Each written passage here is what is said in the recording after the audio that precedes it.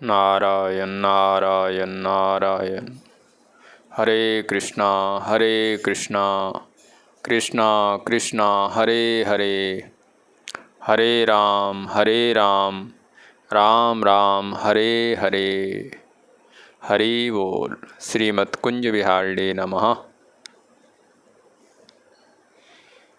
बिहारी जी के चरणों में प्रणाम करता हुआ आप सभी के लिए मंगल कामना करता हूँ कि वो सभी पर अपनी करुणामयी दृष्टि बना करके रखें। अस्तु। साधकों के लिए कुछ ये विचारात्मक बातें चल रही हैं कि साधक क्या करे, कैसे ईश्वर की समीपता प्राप्त कर सकता है। तो मूल आधार है भगवान के नाम का आश्रय। इस बात पर आप विश्वास कर लीजिए। और चूँकि आपको प्रारंभ में तो विश्वास ही करना पड़ेगा, मानना पड़ेगा।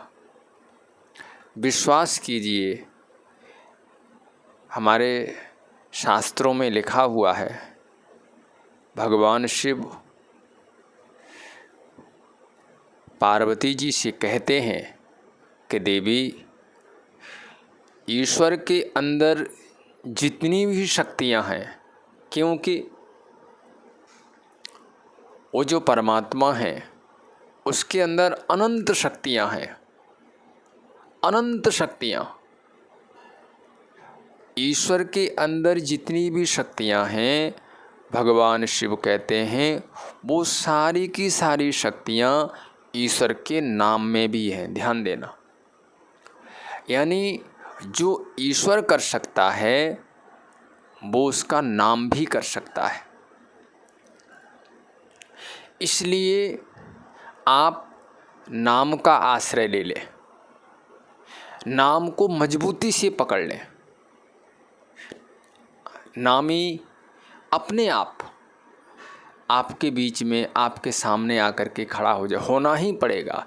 क्योंकि जिन्होंने भी ईश्वर को जाना तो उसका माध्यम उनका नाम बना।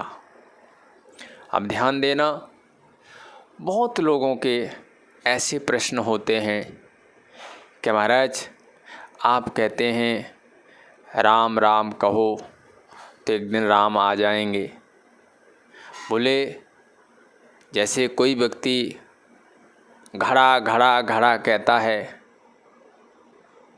तो क्या घड़ा आता है? घड़ा सुनता है? यानी किसी वस्तु को हम पुकारते हैं तो न तो वो आती है न वो सुनती है, तो राम राम कहने से राम कैसे आ जाएंगे? तो ध्यान देना, विशेष करके जो इस पथ पर चल रहे हैं, मैं ज़्यादातर उन्हीं को संकेत करके कह रहा हूँ। ध्यान देना, जैसे आप कहें कि रोटी रोटी रोटी रोटी कहने से तो रोटी नहीं आती है, तो ध्यान देना, रोटी तो जड़ है, वो एक जड़ वस्तु है। घड़ा एक जड़ वस्तु है, लेकिन ईश्वर घड़े की तरह, रोटी की तरह जड़ नहीं है, वो चेतन है। किसी जगह लाख आदमी बैठे हुए हैं। अब लाख आदमी में आपको किसी अपने आदमी को बुलाना है या उसको ढूंढना है, तो आप स्वयं विचार कीजिए, ढूंढने का सबसे सरल तरीका क्या है? कि माइक में वहाँ जाओ, यदि आपके पास माइक है तो माइक में जाकर के उसका नाम बोल दो कि फलाना व्यक्ति कहीं भी हो वो हमसे मिले आकर के। तो हम जिसका नाम लेंगे, यदि हम ऐसे इशारे से उससे मिलना है, उससे मिलना है, उससे उससे, तो बात समझ में नहीं आएगी। लेकिन जैसे ही आप उसका नाम पुकारेंगे, लाखों में भी जिसका वो नाम होगा, उसका ध्यान एकदम आपकी तरफ आ जाएगा। तो जैसे हजारों व्यक्ति में, लाखों व्यक्ति में जिसका हम नाम लेते हैं, उसका ध्यान हमारी तरफ हो जाता है। ऐसे ही इस सृष्टि में भगवान के जो नाम हैं वो निश्चित है नामी को मजबूर कर देगा आपके पास आने के लिए। इसलिए साधक को नाम का आश्रय मजबूती से पकड़ना चाहिए, श्रद्धा के साथ पकड़ना चाहिए। निश्चित है, नाम, विश्वास कीजिए, नाम के अंदर नामी बैठा हुआ है। वृंदावन में वैष्णव जन इस बात को मानते हैं, भगवान 4 रूपों में हमेशा विराजमान रहता है। उसके 4 रूप हैं, एक तो नाम, एक उसका कोई रूप, नाम, रूप, लीला और धाम। नाम, जैसे आप कृष्ण कृष्ण कृष्ण कृष्ण सारे दिन हे कृष्ण कहते रहिए, तो वो नामी उसके अंदर बैठा है। जैसे ही आप नाम लेंगे, वो नामी को पता चल रहा है, आना न आना उसकी मर्जी है, लेकिन नामी को पता चलता है।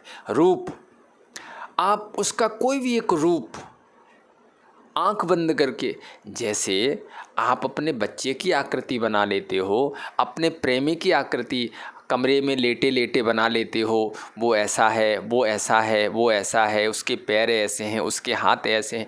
इसी प्रकार से जो परमार्थ के पथिक हैं, वो भगवान की कोई भी एक छवि देख ले और आंख बंद करके उसका ध्यान करें केवल।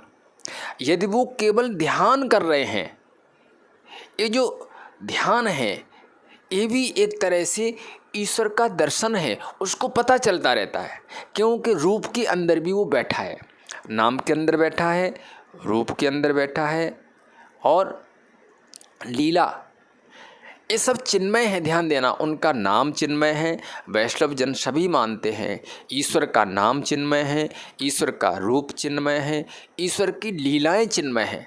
इसलिए मैं साधकों से कहता हूँ कि भगवान की कोई एक लीला रोज सुनो, कोई भी एक लीला, उन्होंने क्या किया, उनकी जो बाल लीलाएं हैं, उनकी जो प्रौढ़ लीलाएं हैं, उनकी जो यौवन लीलाएं हैं, आप उनको सुनिए, क्योंकि लीला भी चिन्मय है ईश्वर की। और 4 नंबर पर आता धाम, भगवान का धाम भी चिन्मय है। सभी वैष्णव जन ऐसा मानते हैं कि वृंदावन जो धाम है ये चिन्मय है, चेतन है।